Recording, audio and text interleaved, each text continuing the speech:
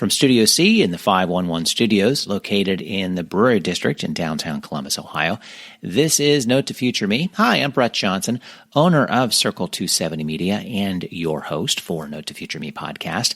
In this episode, I continue my series, my conversational series with Marty Daniels, who is the owner of Podovox, a podcast consultancy and production house. This time around, we take a look at the question, should I launch a branded podcast?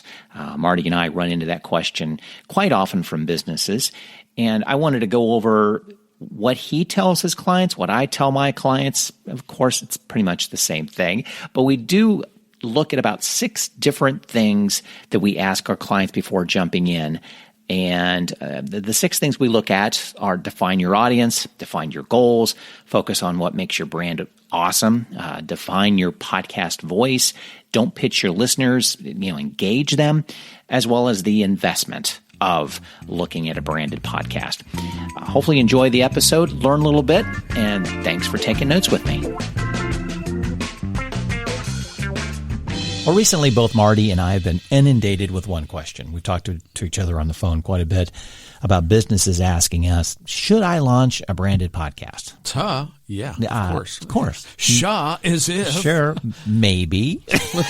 Let's go back to the old Wayne's World thing. As if. Exactly. Yeah, man. I mean, I don't get that question. I mean, I get that question all the time, but I don't understand the rationale of that question. When this is the most widely consumable media that there is, mm-hmm.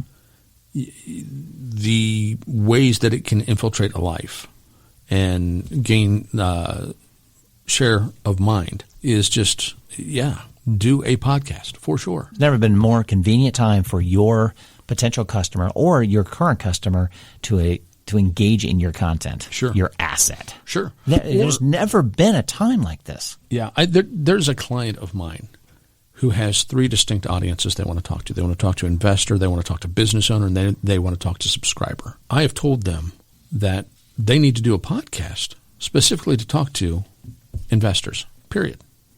Don't talk about anything that you're going to talk to those investors within another podcast that you would hit the subscriber or business owner, because those 2 audiences would have overlap in the content. The values of what they would see as an audience and as a business owner. An investor has a very different end game involved, and they want to know, am I going to make money? What's the need? Where's the need? Give me an example of the need. Let me see that the need is real. They have resisted and resisted and resisted, and finally they did 2 episodes, and we put them out there, and they got such positive feedback from people. I get it now. Sure. Hey, you're explaining things in your own terms that you probably would do anyway, one-on-one. Mm-hmm. But here's an opportunity for one-on-one over and over and over and over again. You are talking to many people at one time individually. That's the power of a podcast. You're also speaking to them when they're in a comfortable place. That's the power of a podcast. You are already in a trusted environment when you have a podcast. And they've invited you into their head. Sure. Because they've subscribed or downloaded or gone to that content that you've created because they want to know more. They've accepted your invitation. Right. Right now I want to talk to everybody who just rolled their eyes when Brett said that. You brought us here. You brought us here. Well, I think to answer that question, we come back with questions. There are many levels to be answered to. Yes, you want to do a branded podcast, makes a lot of sense. There are great examples out there, like Inside Trader Joe's. Oh, yeah. That is, to me, I give that example every time somebody asks about one of the best ones is that. Well, and even MailChimp has put out, they're really wanting to reach women because women, a lot of times, are not using drip mail campaigns or email newsletters and that kind of stuff. I mean, here we are 20 years later, after email news campaigns really became a thing, and they're still noticing that there's like this huge disparity between women and men using them for their business purposes. Right. So, to their credit, MailChimp says, hey, let's put out a solid podcast talking to women and women's issues. Give away some really good information. Yep. And get them so intrigued that they want to click a button to go, I want to learn more about that. Yeah. How do I do an email newsletter campaign? Right. Well, and here's, okay, because I'm that guy that like looks into many, many, many, many layers of things. The majority of copywriters are women. They are. You're right. Yes, I've read that recently. Who are writing the content for the e-newsletters, but they're not going to use an e-newsletter. Yeah. Oh no, couldn't do that. It doesn't make any sense at all. Why would I do it for myself? Very exactly. We kind of came up with maybe 6 different areas to ask yourself to make sure that the person you're working with asks you before you jump in. Sure. One is define your audience. Yep. Who is your target? Because it will help you develop what you want to do with this branded podcast. That's right. Who are the people that are currently doing business with you that are your most successful customers? The ones you want to see over and over and over again. Speak to those people. Speak to their lifestyle. Speak to the things that are important to them. That will attract them. Also understand who's listening in this medium as well, too. Mm-hmm. This medium right now is not a big 55 and over. Not yet. But will be. Sure. So keep that in mind, too. The long form of this is that you create one today, and in 3 or 4 years, that 50-year-old who you were targeting is now 55. Right. But they're still with you. Yeah. Well, and here's the other thing. It was about 3 years ago that we really started to see trends on social media for the 45, 50, 60, 70-year-old person to be adapting into social media. Now, there are really strong presence within that form of internet usage.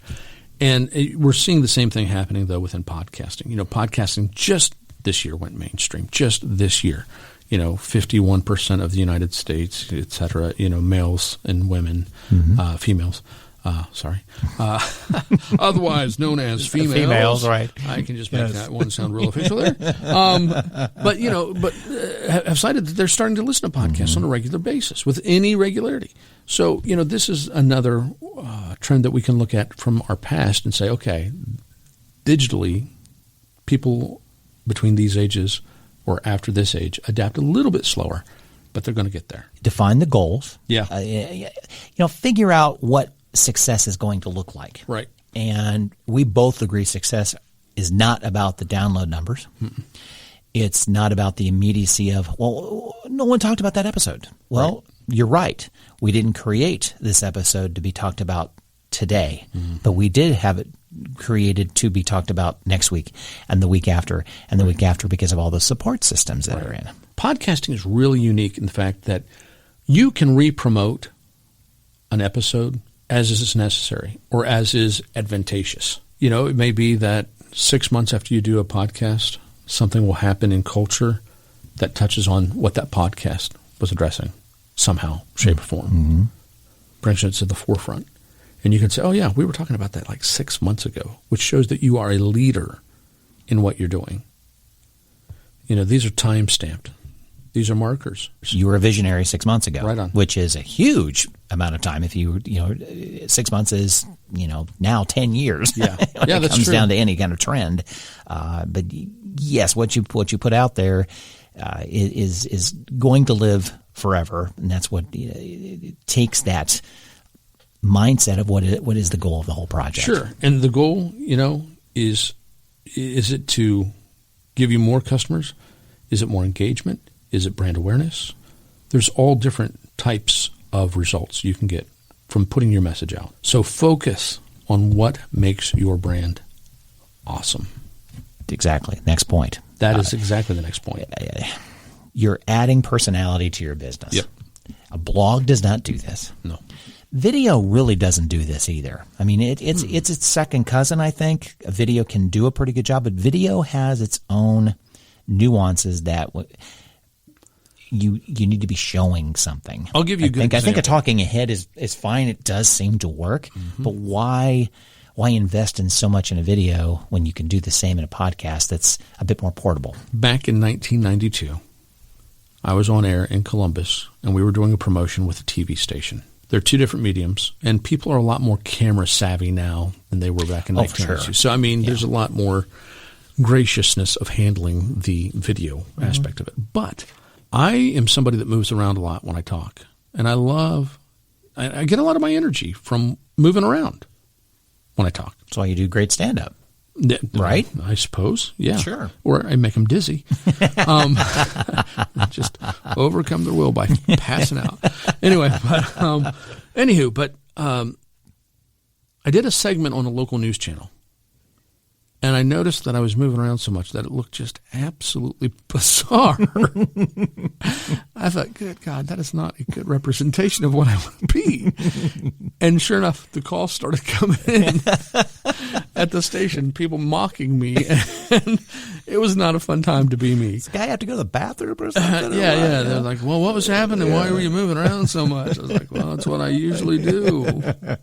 I'm doing it now, for crying out loud. Anyway, but yeah, so there's that. Define your podcast voice. And what does that mean? To me, when I bring this up, is who is going to be the guy, the woman? What's your voice going to be? It almost likens itself to the logo of your business. What does that podcast going to sound like? Yeah, I think it goes a lot to the personality and the approach and how you'll voice your podcast, how you will present. For instance, are you going to interject a high level of humor? Are you going to be very analytical? Are you going to be emotional? Or are you going to be jovial? Who knows? And that has to match your customer. Yeah, well, your customer, more so than your business. Exactly. Your business has to match your customer. And to be attractive, that they can't wait for the next episode to hear what's going on. Right. Because they enjoyed. Again, I go back to Inside Trader Joe's. Mm-hmm. That podcast represents their company culture to a T. Yeah. It really does. It shows that their employees love working there. They showcase that immensely. They showcase that they're not cutting edge with food, but they're foodies. Yeah. They love these different types of foods, and they love talking about it. But they have no bones about going into the essence of how they do business. Right. Why they do business. You're kind of knowing some inside Trader Joe stuff when you listen to that podcast. You're knowing people, the culture. Right, and people love that because it's their favorite store. Yeah. And they want to know what's going on behind the scenes, why they've seen that person there for 20 years possibly. I'll tell you, the company that did that so well right off the bat, and through their advertising, through their marketing, throughout history, has been Coca-Cola. Mm-hmm. Nobody has ever branded an item better than Coca-Cola. And the next point leads to that as well, too, that with the content that you create, and I'm now leaning toward calling that content an asset. Right. Don't pitch. Don't pitch. Right.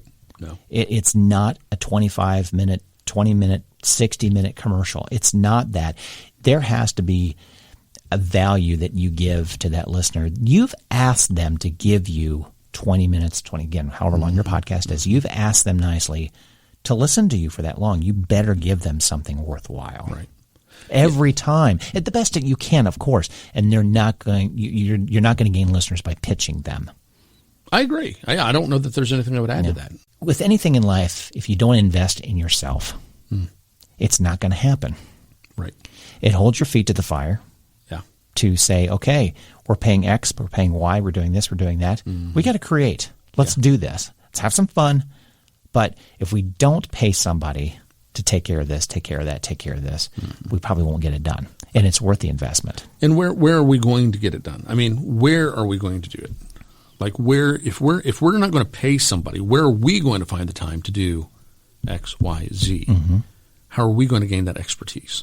And it comes down with any marketing that a business does. You know, they pay somebody to take care of that for them, whether it's somebody inside as a marketing director, or they're paying an ad agency outside to take care of that. Right. They know it's a necessity. That's right. This is the same process. There's an attorney I'm talking to down in Nashville, and he's a hot shot lawyer, and super nice guy.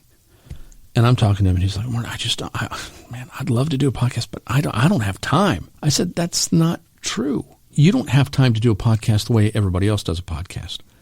But if I can set it up to where over a half hour every month, you give me content, and then away we go, and then you approve or reject what I create, do you think you could do that? He doesn't have the physical time to do it. But being that agencies and producers are multipliers of time. He has the resources to do that. So we're talking about it. We'll see. I guess you've got to dissect the other pieces of your marketing as well, too. If you do, let's say you do hire out somebody to blog for you. Sure. Have a professional blog writer. Well, you've hired that person to write the blog. Right. They're sending it to you to proof before it sends up. And more more likely than not. If not, if you have that time. Don't hire me. Well, yeah, right. Because I don't like that. There you go. But if you have the time to proof, you do have the time to invest in yourself that this is about you. Right. If you network Yeah. and go to events and handing out business cards, you have time to podcast. That's true.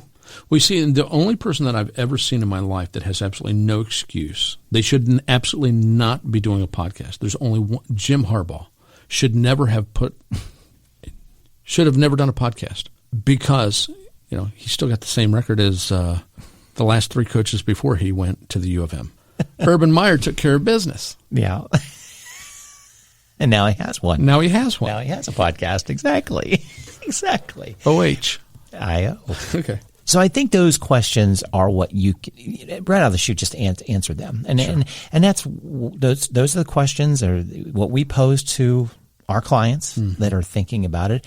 We also pull back those that are just really eager to get into it, but kind of go, whoa. Yeah. Good. Keep that energy. But we've got to go over some things first because you're going to be really disappointed if we don't take care of X, Y, and Z. Crawl before we start. you walk and walk before you run. Takes a little bit of thought before this. You're glad for the excitement, but this is an adventure, whether you do 3, 6, 8 podcasts in a series and then you're done for a while, or you're looking at it as, nope, I'm there for the long haul. Great. We got to measure this out for you. Sure. And you also have to make sure that you have wings to fly with that, whatever you decide to do. You do. Correct. And that's where, again, we put this podcast together to talk about ourselves a little bit as well, too. But we see success in people that work with us because we help them continue to move forward. Right. Absolutely. My grandmother, she had a really neat saying when I was a kid. She said, Marty, don't stretch yourself so thin because even peanut butter spread thin on a piece of bread has no flavor. That's the truth, man. Yeah. Oh, yeah. I mean, you ever get down to the bottom of a jar of peanut butter or almond butter or sun butter, which is what we have in our house because we have food allergies. But, you get down to the bottom there and you're like, oh, man, I got all that jelly on my bread. This is not going to be good. I don't see Daddy being happy. Not at all. But we're out there to be able to talk to. We do, consultations all the time. But yeah, Absolutely. If you're thinking about this, go for it for sure. But ask some questions. Give us an email. Call. Our contact information is going to be in the podcast show notes, of course. We cover the world. We cover the United States with both of us as podcast consultants. But we do have some areas that we do focus on. I'm more in the Central Ohio, Columbus, Ohio area, Midwest area, that sort of thing. But Marty has his areas that he covers too, in regards to Kentucky, Lexington, Louisville, then also down into Nashville because these are areas that I've worked in media. Yeah, and that gives us the one-on-one opportunity. We can talk to people, but we can talk to people anywhere. But if it's somebody local contacts me that actually Marty should talk to, I'm going to flip it over to Marty and vice versa. Right. Because it's the one-on-one that we want. But we can handle one-on-one, virtually, of course. But it's always nice to do face-to-face. People have asked me, they say, Marty, how do you do Lexington, Louisville, and Nashville? How do you do that? And what I do is I set appointments, and when I'm in town, and I set an appointment to be in town, right? On specific days of the week, and we work that way. Yeah, and that's what we're here for, to help out. That's that's why we wanted to at least go over why we get this question, how we address it, what we hope that you will think about before you jump into it, and take some wise steps before you do. Sure, and the thing of it is, this isn't the only question that you're going to have, and if you have other questions, like Brett said before, reach out to us. Our contact information is in the show notes, and we'll look forward to talking to you soon. Podcasting allows you to tell a story, your story. Your business's story is what separates you from your competition. It shapes your past, present, and future. Adding podcasting to your marketing mix allows you to tell your story with more power than in text alone. Your company can also use podcasts to grow your network. Many podcast shows and episodes revolve around having guests in an interview or conversation. This format allows your company to develop influential relationships with thought leaders in the industry and keeps the podcast interesting. The best part, podcasts fit perfectly into our tight attention economy. We live in an age of information overload, where attention has become the most valuable business currency. Podcasting allows people to multitask as they consume the content, making podcasting easy to incorporate into their daily habits. For more information about Circle270 Media Podcast Consultants and how we can help your business begin or better implement your current podcast into your marketing strategy, contact me at podcasts@circle270media.com.